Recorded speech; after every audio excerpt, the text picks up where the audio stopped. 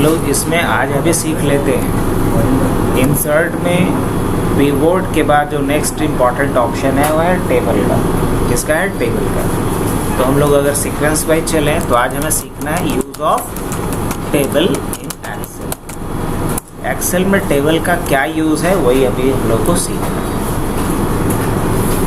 तो पहले मैं एक चीज़ क्लियर कर दूँ यहाँ पे कि ये जो सेल है इसमें जो डेटा रखेंगे हम लोग, तो इसको या तो हम बोलेंगे सेल रेंज, या तो बोलेंगे, या तो क्या बोलेंगे टेबल रेंज, या क्या बोलेंगे टेबल रेंज। तो एक्सेल के शीट में जब भी आप डेटा रखेंगे तो डेटा किस में रह सकता है? और डेटा कैन हैव इन, और data can have in cell range और टेबल रेंज। एक्सेल के शीट में डेटा या तो सेल रेंज में होगा या टेबल रेंज में होगा। अगर मैं बोलूं कि अभी हमारे पास यहाँ पे कुछ डेटा है, जैसे कि प्रोडक्ट नेम है, प्रोडक्ट क्वांटिटी है, प्रोडक्ट रेट है और टोटल है, जीएसटी है और पेएबल है, पेएबल। अब अगर यहाँ कुछ डेटा डाला गया हो, जैसे कि लैपटॉप डाला गया हो, 5 डाला गया हो, रेट डाल दिया गया हो, मान लीजिए 30,000 रुपये के हिसाब से। अब उसी तरीके से प्रिंटर है, ये भी हमारे पास 6 पीस है 5,000 के हिसाब से। एसएसडी है मेरे पास 10 पीस 2,000 के हिसाब से। रैम है हमारे पास 20 पीस 1,000 के हिसाब से। माउस है मान लीजिए कि 50 पीस 200 के हिसाब से। कीबोर्ड है मेरे पास 50 पीस 250 के हिसाब से। अब ये जो अभी आपको डेटा दिख रहा होगा, ये सेल रेंज है या टेबल रेंज है? ये आपका सेल रेंज है ना? क्या सेल रेंज है? अब सेल रेंज के साथ साथ कुछ दिक्कत है और उन सारे दिक्कत को दूर करने के लिए कॉन्सेप्ट लाया गया टेबल रेंज का। अगर मैं बोलूं कि फ़ायदे क्या है टेबल्स के, तो इसको यहाँ से कट कर देते हैं, पेस्ट कर देते हैं। Use of table in Excel. Excel में टेबल यूज़ करने के क्या क्या फ़ायदे हैं? तो पहला फ़ायदा जो है वो है ऑटो फॉर्मेट। पहला क्या है? Auto format. दूसरा क्या है? Auto filter. दूसरा क्या है? Auto filter. तीसरा क्या है? Auto formula fill. Auto formula fill. तीसरा क्या है? Flash fill. क्या है? Flash fill. चौथा क्या है? Auto formula. Auto formula.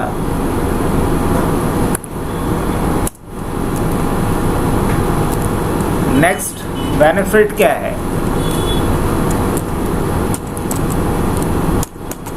Phrase column header. Column header क्या होता है? ऑटोमेटिकली फ्रीज हो जाएगा, ये भी एक फ़ायदा है। इसके अलावा अनडू डिलीटेड रिकॉर्ड्स को आप अनडू कर पाओगे, लेकिन नॉर्मल रेंज में नहीं कर पाओगे। मैं दिखाऊंगा प्रैक्टिकली करके इन सभी का। Extract data of entire table.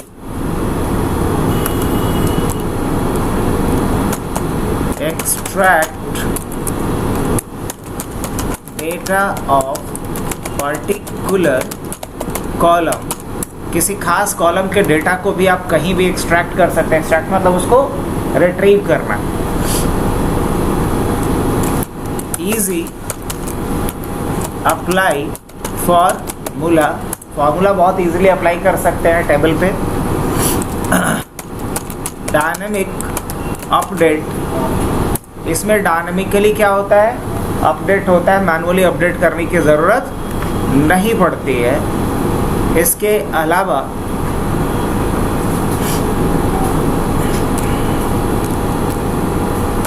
Easy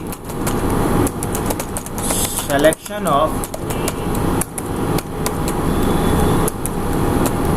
column, easy selection of column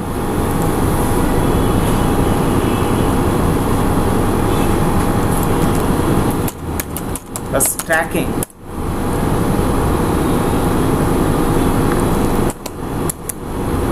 data modeling। तो ये मुझे लगता है कि कम से कम कितने फ़ायदे हो गए होंगे, 8-10 बेनिफिट तो दिख गया होगा कम से कम। किसका? अच्छा 14 बेनिफिट दिख गया। किसका?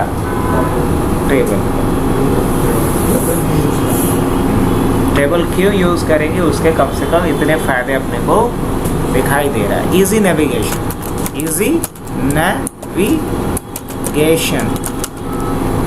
इजी नेविगेशन मतलब क्या है बताते हैं सबका। शुरू किया जाए। तो ये मैं बता रहा हूँ कि क्या यूज़ हैं किसके, टेबल के। मैंने पहले ये देखा कि एक्सेल के शीट में जब डेटा रखते हैं तो या तो वो क्या होता है, सेल रेंज, और डिफ़ॉल्ट यही होता है। अगर कोई पूछे कि डिफ़ॉल्ट क्या होता है तो डिफ़ॉल्ट सेल रेंज ही होता है। लेकिन अगर आप उसको चाहें तो किस में कन्वर्ट कर सकते हैं। अब सवाल आता है कि टेबल रेंज में क्यों ही कन्वर्ट करेंगे, तो उसका ये 15 जवाब है। क्यों टेबल रेंज में कन्वर्ट करेंगे, उसका ये रिप्लाई है। शुरुआत करें। चलिए अगर आपको मैं बोलूं कि ये बताइए अभी के लिए कि इसको मुझे फॉर्मेट करना है, ये कुछ डेटा मेरे पास है, इसको फॉर्मेट करना है, तो फॉर्मेट करने में थोड़ा समय तो लगेगा। कॉलम हेडर काला कलर देना पड़ेगा, ये सारी चीज़ें। तो अगर फिल्टर ये इसको फॉर्मेट करने में समय लगे, अगर मैं बोलूँ कि बस सिंगल क्लिक में ये फॉर्मेट हो जाए तो ये ज़्यादा इंटरेस्टिंग होगा। हाँ बिल्कुल कर सकते हैं। इसके लिए बस करना क्या है, कहीं भी आप क्लिक कर लीजिए। देखो आप यहाँ से भी जा सकते हैं, टेबल पे जाएंगे तो वही चीज़ आएगा, देख पा रहे होंगे। दूसरा तरीका बता देते हैं, कंट्रोल टी, क्या सेम ही चीज़ आएगा। कंट्रोल टी करना है और क्या कर लेना है यहाँ पे, ओके। अब बताइए आपको कितना सेकंड समय लगा इसको फॉर्मेट करने में।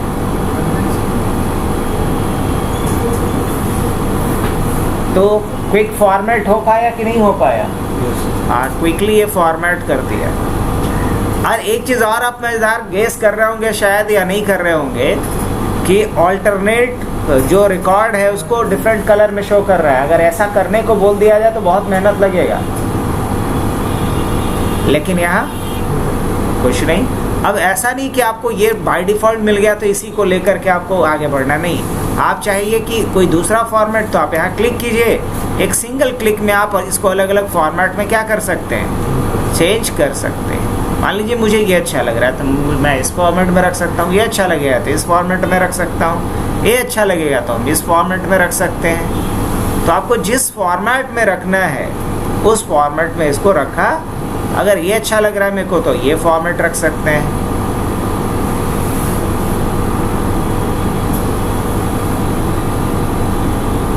चलो ये फॉर्मेट मैं चूज़ करता हूँ।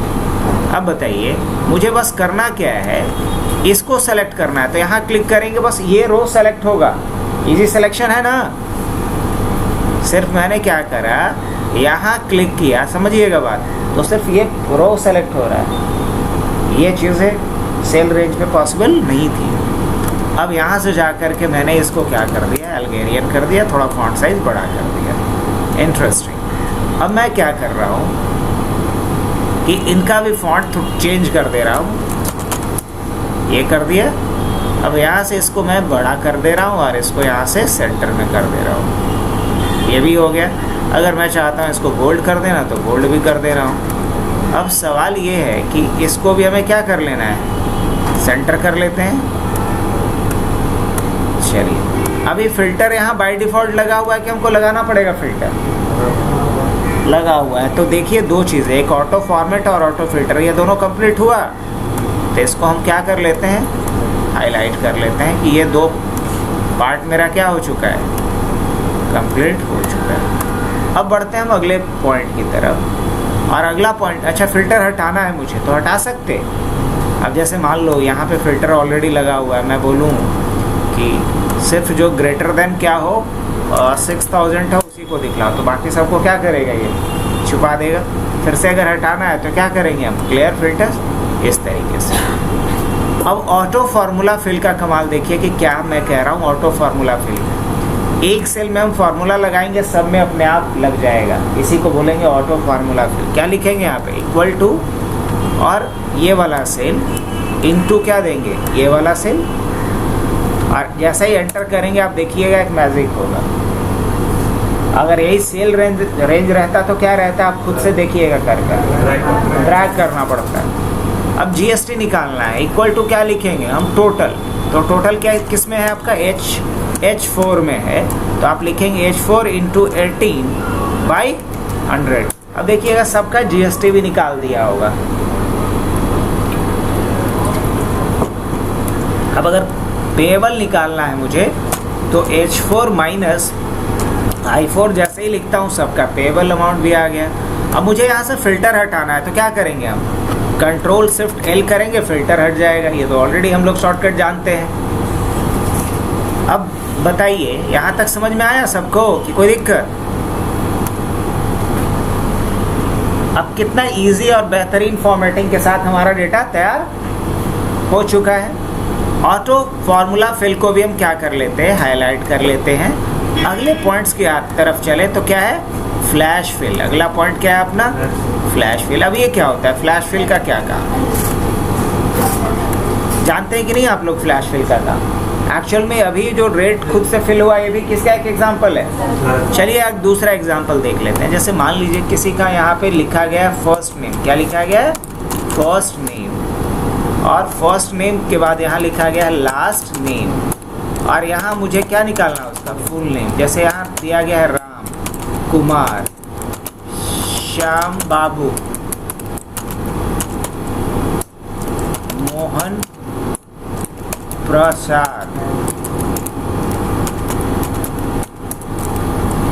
मुकेश सिंह। अब अगर मान लिया जाए सबका फुल नेम निकालना है मुझे, तो बस मैं यहाँ लिखता हूँ राम स्पेस कुमार, और यहाँ आकर के कंट्रोल ई बटन दबा दीजिए। आप क्या दबा दीजिए, कंट्रोल ई, जो शॉर्टकट होता है किसका, फ्लैश फिल का। अब ये पैटर्न को देखा कि अगर यहाँ राम और कुमार था तो राम कुमार लिखा हुआ है, तो यहाँ श्याम और बाबू है तो क्या करेगा, ये श्याम बाबू कर देगा। ये एक एग्जाम्पल हुआ। अब आते हैं दूसरे एग्जाम्पल पे। मान लीजिए कहीं एड्रेस लिखा गया है, जैसे कहीं एड्रेस लिखा गया है, जैसे पटना, और उसके बाद यहाँ पे डाल दिया गया है क्या, पटना स्पेस है, उसके बाद 8,01,000, और उसके बाद डाल दिया गया है बिहार। उसी तरीके से आरा और बिहार, उसी तरीके से गया और उसके बाद फिर डाल दिया गया बिहार। अब हम क्या चाहते हैं कि अलग अलग कॉलम में ये आ जाए। कैसा किया जा सकता, हाँ बिल्कुल। तो मैंने यहाँ क्या लिखा, पटना, क्या लिखा, पटना, और यहाँ क्या लिखा, कितना जीरो डाल दिए हैं जी, अच्छा पटना स्पेलिंग सही करना पड़ेगा। और 5 जीरो है ना, 501, और यहाँ क्या है, बिहार। अब आ जाए यहाँ पे पटना। अब यहाँ आकर के जैसे ही हम कंट्रोल ई करेंगे, क्या आ गया, आरा और गया आ गया, और यहाँ जैसे ही हम कंट्रोल ई करेंगे क्या आ जा रहा है, और यहाँ जैसे ही कंट्रोल ई कर रहे हैं क्या आ जा रहा है। ये दूसरा एग्जाम्पल था किसका, फ्लैश फिल का। ये पैटर्न को पहचानता है और उसके अकॉर्डिंग डेटा क्या करता है, तो बिल्कुल आएगा, कहीं नहीं आएगा। टेक्स्ट टू कॉलम भी कर सकते हैं, बिल्कुल। टेक्स्ट टू कॉलम पुराने वाले वर्जन में भी था, और ये नए वाले वर्जन में फीचर दिया गया फ्लैश फिल का, 10 में नहीं मिलेगा।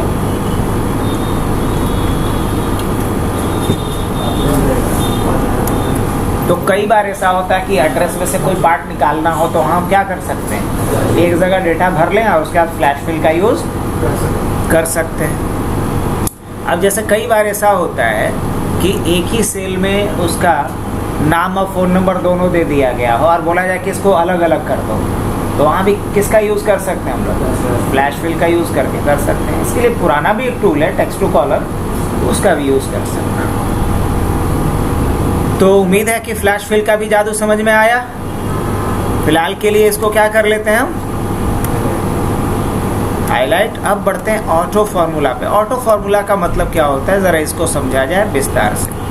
अच्छा, अगर मैं बोलूँ कि मुझे यहाँ पे काउंट करके बताना है कि कितना टोटल हमारे पास अभी तक प्रोडक्ट्स हैं, और यहाँ मुझे एवरेज निकालना है। क्या निकालना है, एवरेज प्राइस निकालना है, यहाँ टोटल निकालना है, यहाँ जीएसटी का टोटल है, पेबल टोटल निकालना है। क्या ऐसा किया जा सकता है, कैसे? तो इसके लिए मुझे फार्मूला लिखना पड़ेगा। अब मान लीजिए कि मुझे अभी फार्मूला नहीं आता, तब तो नहीं कर पाएंगे, नहीं। आइए, बड़ा आसान है, यहाँ टेबल में कन्वर्ट किया हुआ होना चाहिए, और यहाँ देखिए एक ऑप्शन आता है, टेबल डिज़ाइन पे जाइएगा, टोटल रो। अब ये टोटल तो पेबल का कर दिया, जीएसटी का करना है, तो यहाँ क्लिक कीजिए और आप क्या कर सकते हैं, सम कहीं है, सम, यहाँ भी सम हो गया। टोटल का भी हमें क्या करना है, सम करना है, और ये प्रोडक्ट रेट का क्या करना है, मुझे एवरेज करना है, और यहाँ क्या करना है, क्वांटिटी का सम करना है कि काउंट करना है, काउंट करना है। तो टोटल हमारे पास 6 प्रोडक्ट है, जिसका एवरेज रेट 408 रुपये है, 408 ही ना, या फिर ये डेसिमल प्लेसेस को हटा देंगे तो रीडेबिलिटी थोड़ी अच्छी हो जाएगी। नहीं, एवरेज प्राइस क्या है, 6408 रुपये, और ये हो गया इधर आपका। थोड़ा सा इसको क्या किया जा सकता है, ऐसे। अब आगे के लिए बढ़ा जाए तो ऑटो फार्मूले वाले को भी क्या कर लिया जाए, सेम हाईलाइट कर लें कि फार्मूला मुझे लिखना पड़ा या लिखा हुआ मिल गया, लिखा हुआ मिल गया। इसमें नया रिकॉर्ड जोड़ना और आसान है, कैसे पता है, यहाँ लास्ट में कर्सर रखिए, टैब दबा दीजिए, आ गया। और यही चीज़ अगर ये सेल रेंज रहता तो क्या करना पड़ता है, इंसर्ट रो करना पड़ता अलग से जाकर। अब इसमें क्या डालना है मुझे, SMPS मान लीजिए कि हम 10 पीस खरीद रहे हैं, क्या रेट रहेगा इसका, 600 रुपये। देखिए सब कुछ ऑटोमेटिक अप्लाई हो रहा है। एक इंटरेस्टिंग चीज़ और, जैसे देखिए यहाँ से सब कुछ चीज़ें हो रही है, लेकिन यहाँ आपको नहीं लग रहा होगा कि नया कोई रो आ रहा है। और जनरली जब ऐसे करके करते हैं आप नॉर्मली सेल रेंज में, तो यहाँ आपको दिखता कि एक फ्लैग, समझ रहे ये चीज़, लेकिन यहाँ ऐसा कुछ हो रहा है फिल नहीं। ये बेनिफिट है किसका, टेबल रेंज का। SMPS के बाद मान लो कि एक चीज़ और हम लगा लेते हैं, और वो क्या लगा लेते हैं, कीबोर्ड हो गया, SMPS हो गया, माउस हो गया, रैम हो गया। अब मान लो इसके बाद एक हार्ड डिस्क ले लेते हैं, 20 पीस, रेट क्या रखते हैं, 1500 रुपये। अब बढ़ते हैं किसके तरफ, फ्रीज कॉलम्स के तरफ। अभी अगर इस रिकॉर्ड्स को हम ऊपर स्क्रॉल करेंगे, हालांकि रिकॉर्ड उतना है नहीं, यही एक गड़बड़ है, तो कुछ नहीं करते, यहाँ चलते हैं हम लोग, कॉपी कर लेते हैं समझने के लिए। यहाँ कर्सर को रखते हैं, टैब दबाते हैं और कंट्रोल भी कर लेते हैं। यहाँ भी टैब दबाते हैं, कंट्रोल भी कर लेते हैं, हो गया, काफ़ी है। अब समझने के लिए क्या करता हूँ मैं,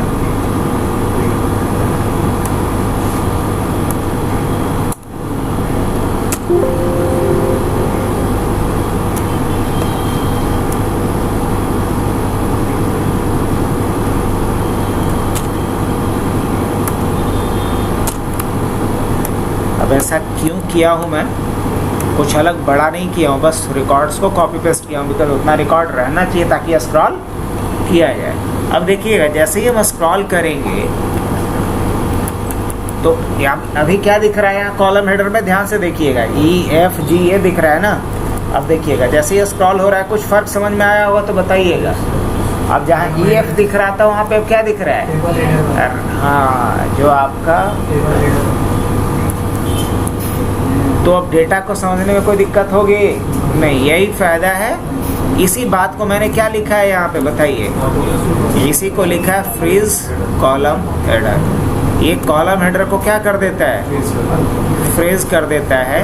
और जनरली इसके लिए क्या करना पड़ता था, इसके लिए हमें फ्रीज पेन का यूज़ करना पड़ता था, जो अब करने की ज़रूरत नहीं है। अब क्या है फिर अनडू डिलीटेड रिकॉर्ड। अगर इसमें हम कोई रिकॉर्ड डिलीट कर दे तो उसको क्या कर सकते हैं हम, वापस कर सकते हैं।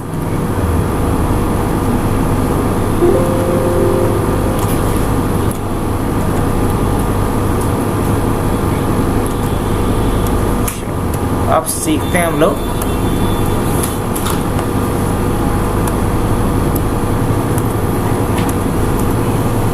अनडू डिलीटेड रिकॉर्ड, क्या मतलब है इसका? तो रिकॉर्ड डिलीट करने के लिए इसको पहले हम टेबल रेंज से वापस किस रेंज में कन्वर्ट कर लेते हैं, सेल रेंज में कन्वर्ट कर लेते हैं। कैसे कर पाएंगे? यहाँ जाइएगा, कन्वर्ट टू रेंज का ऑप्शन आ रहा है, यस कर दीजिए। अब ये रेंज में कन्वर्ट हो गया है, इसके फॉर्मेटिंग में मत जाना है। अब यहाँ कर्सर को रखो और एक टूल हम लिए हैं फॉर्म। क्या लिए हैं? फॉर्म। अब वो फॉर्म वाला टूल कहीं डेवलपर्स में दिखेगा या कहीं दिखेगा तो हमको बताना। कहीं हम जोड़े हैं किसी बैच को बताते हुए, शायद डेटा में जोड़े हैं, कहाँ जोड़े हैं?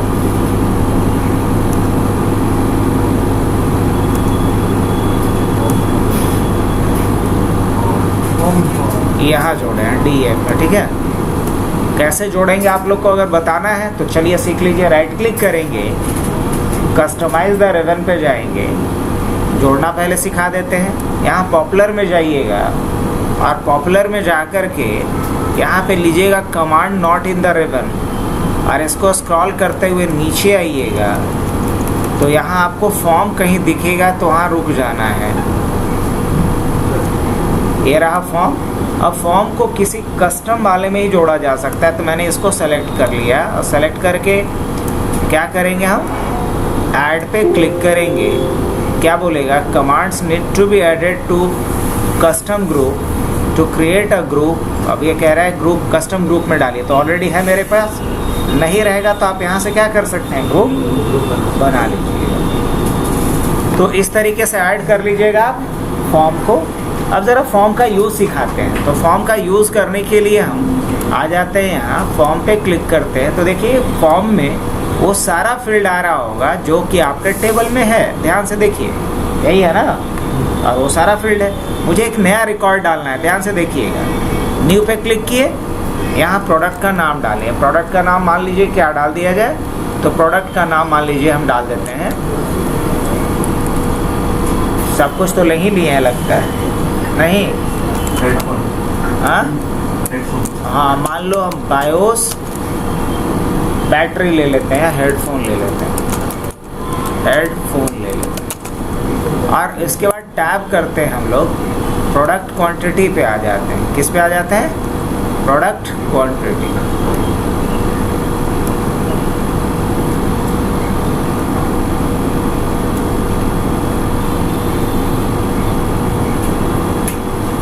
हेडफोन कहाँ चला आया? नीचे न्यू रिकॉर्ड पे आ जाते हैं और हेडफोन के अलावा क्या डालते हैं हम लोग,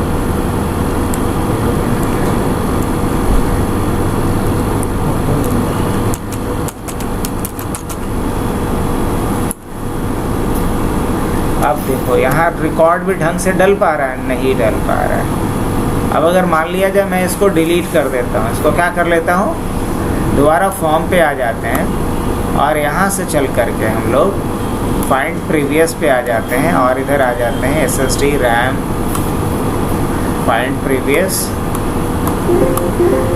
फाइंड नेक्स्ट। कहाँ पहुँच गए? हेडफोन पे। अब मान लो इसको मैंने यहाँ से डिलीट कर दिया, वीडियो गेम को भी क्या कर देता हूँ, डिलीट कर देता हूँ, ये बच गया। अब अगर हम Ctrl Z करेंगे वापस आएगा? नहीं। अब देखिएगा इसको हम टेबल में कन्वर्ट करते हैं। किस में कन्वर्ट करते हैं? टेबल में। अब इसमें हम एक नया रिकॉर्ड डालने वाले हैं। यहाँ चलते हैं फॉर्म पे, क्या लेते हैं, न्यू रिकॉर्ड। क्या करते हैं, एक नया रिकॉर्ड डालते हैं। बाय द वे हमने डाला हेड फोन। क्या करते हैं, हेडफोन यहाँ ऐड हुआ। अब जैसे ही हम क्या करते हैं, इसके बाद फाइंड प्रीवियस कर लेते हैं या फाइंड प्रीवियस, हेडफोन पे आ गया, डिलीट कर दिए, डिलीट हो गया। लेकिन क्या इसको हम वापस ला सकते हैं? यस, ला सकते हैं। Ctrl Z किया, आ गया वापस। तो डिलीटेड रिकॉर्ड्स को हम वापस ला सकते हैं। किस में? Table range.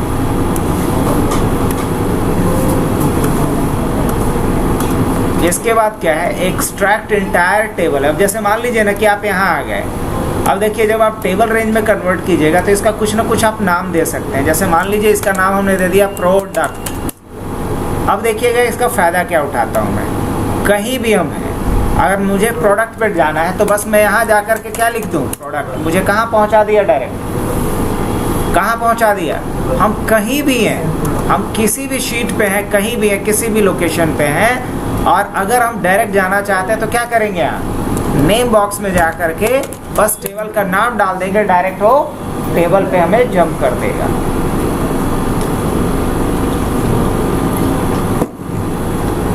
तो इस खासियत को क्या बोलेंगे, इजी नेविगेशन। क्या है, ये आप क्विक नेविगेट कर सकते हैं। अब जरा एक्सट्रैक्ट का मतलब समझा देते हैं। मान लीजिए यहाँ पूरा टेबल का डेटा लाना है मुझे, तो सिर्फ हम क्या लिखेंगे, इक्वल टू प्रोडक्ट, और जैसे एंटर करेंगे मैजिक हो जाएगा, वो टेबल का पूरा डेटा उठा के यहाँ ला के दे दिए।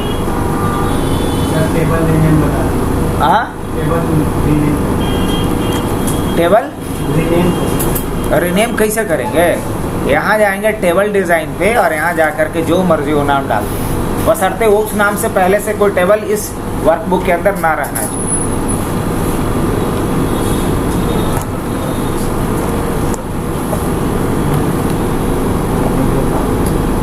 अब ज़रा मान लिया जाए कि मैं बोलूँ कि मुझे यहाँ क्या लेकर के आना है, उसका सिर्फ प्रोडक्ट का नेम लेके आना है और उसका प्राइस लेके आना है, पेबल अमाउंट लेके आना है। तो कैसे लेके आ सकते हैं, equal to product square bracket और क्या डाल देना है, प्रोडक्ट नेम।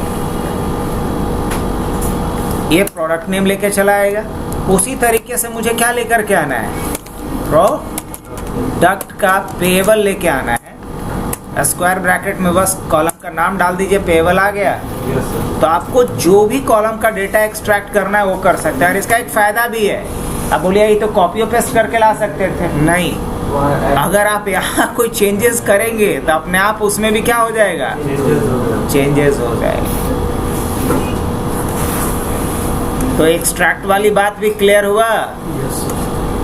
अब नेक्स्ट क्या है, पर्टिकुलर कॉलम भी एक्सट्रैक्ट करना सीख लिए, एंटायर टेबल को भी एक्सट्रैक्ट करना सीख लिया। अब इजी अप्लाई फार्मूला, चलिए देखते हैं इस बात को कि कैसे इजी अप्लाई होता है फार्मूला इस पे।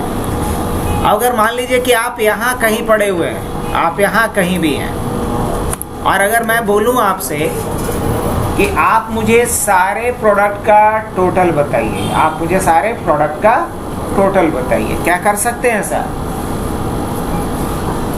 हाँ बिल्कुल कर सकते हैं। कैसे? बड़ा आसान, इक्वल टू आप क्या लिखेंगे, प्रोडक्ट, और प्रोडक्ट का हमें क्या चाहिए, टोटल।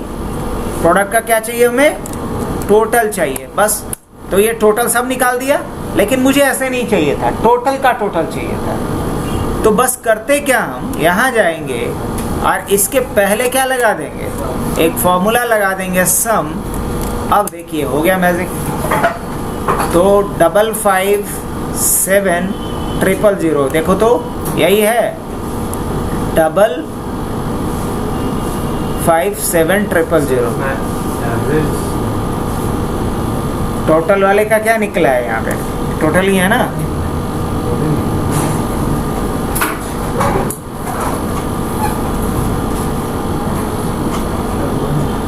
प्रोडक्ट टोटल का हमें टोटल मिल गया।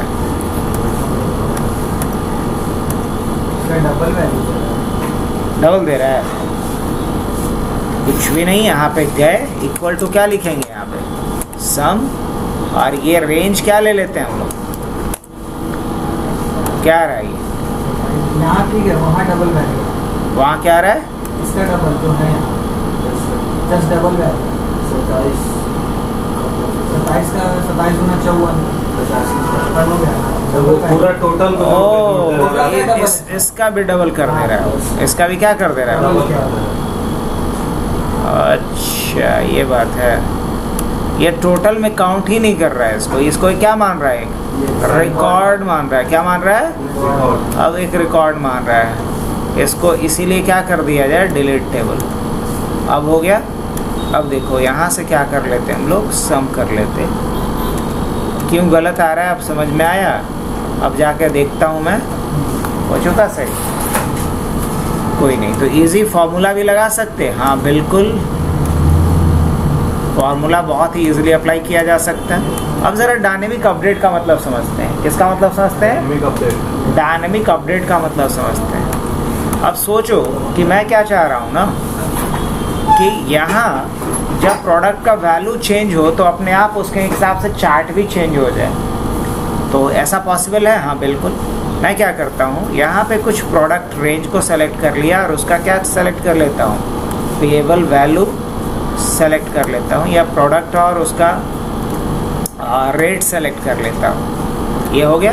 और इसका हम क्या बना देते हैं, चार्ट। क्या बना देते हैं? एक चार्ट बना देते हैं। चार्ट बनाने के लिए कहाँ चलते हैं, इंसर्ट पे आएंगे, इधर रिकमेंडेड चार्ट पे आ जाता हूँ मैं, और यहाँ से ये वाली चार्ट मैंने ले लिया। अब बताओ, ये चार्ट हमारा तैयार है।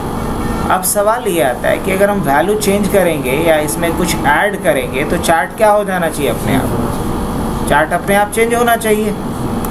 चेक करके देखा जाए तो मैं क्या करता हूँ, यहाँ एक प्रोडक्ट नया ऐड करता हूँ। देखना, हार्ड डिस्क के बाद मैं यहाँ पे और यहाँ डाल देता हूँ 30 और रेट डाल देता हूँ 50,000। तो समझ में आया? ये अपने आप चेंज हो रहा है कि नहीं हो रहा है? तो इसको बोलेंगे डायनेमिक अपडेट। क्या? Dynamic update. और ये पॉसिबल कहाँ होगा? ये पॉसिबल होगा सिर्फ किस पे, टेबल रेंज पे। डायनेमिक अपडेट को भी क्या कर लेते हैं हम लोग, हाईलाइट कर लेते हैं। फिर क्या है, इजी सिलेक्शन ऑफ कॉलम। देखो ऐसे यहाँ जाके सेलेक्ट करने की ज़रूरत नहीं है, हमको जहाँ तक डेटा फिल है वो सेलेक्ट करना है। यहाँ ये सिर्फ ये कॉलम सेलेक्ट होगा। अगर आपको कोई पर्टिकुलर रो सेलेक्ट करना है, यहाँ क्लिक कर लीजिए, पर्टिकुलर रो सेलेक्ट होगा। तो ये भी बड़ा इजी और बड़ा काम का है ये। अब उसके बाद क्या है, स्टैकिंग। स्टैकिंग का मतलब होता है एक के ऊपर एक डेटा को लगाना, एक के ऊपर एक डेटा को लगाना, ये कहलाता है स्टैकिंग। अब जैसे मान लो ये एक डेटा है, एक डेटा है, यहाँ से हम क्या कर लेते हैं, टोटल वाले को भी हटा देते हैं थोड़ी देर के लिए। मैंने हटा दिया। अब ऐसा है कि ये जो डेटा रेंज है इसी को हम कॉपी कर लेते हैं और यहाँ हमने डेटा ये डाल दिया, कंट्रोल भी। अब कुछ यहाँ भी डेटा है और एक सेकंड, और यहाँ भी डेटा है। इन दोनों डेटा को हमें स्टैक करके लाना है। स्टैक मतलब एक के ऊपर एक लगाना है। अब जैसे होता है, मान लो ये जनवरी का सेल्स का डेटा है, मान लो ये हमारा जैन का सेल का डेटा है, ये मान लो कि फैब का है। अब मुझे यहाँ दोनों का, जैन और फैब दोनों निकालना है। तो क्या करेंगे, अब इसके लिए तरीका बता देते हैं। पहले इसका कुछ टेबल का नाम दे दो। इसका टेबल का नाम क्या दे देते हैं हम, जैन। क्या नाम दे दिए, जैन। और इस टेबल का नाम क्या दे देते हैं, इसका नाम दे देते हैं फैब। अब देखो इसका फ़ायदा क्या लेंगे हम, फ़ायदा ये लेने वाला हूँ मैं। यहाँ लिखता हूँ मैं इक्वल टू स्टैक।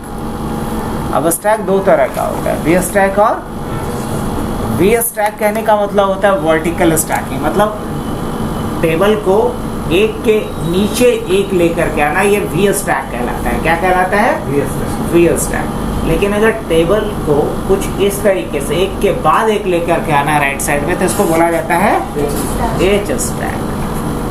तो डेटा स्टैकिंग के लिए अभी हम लोग V stack by the way ले रहे हैं। तो हम क्या लेंगे यहाँ पे, वी स्टैक। और पहला क्या था मेरा, जैन। दूसरा क्या था, फैब। देखो तो वो सारा रिकॉर्ड एक के ऊपर एक आ गया। इसको बोला जाता है स्टैकिंग।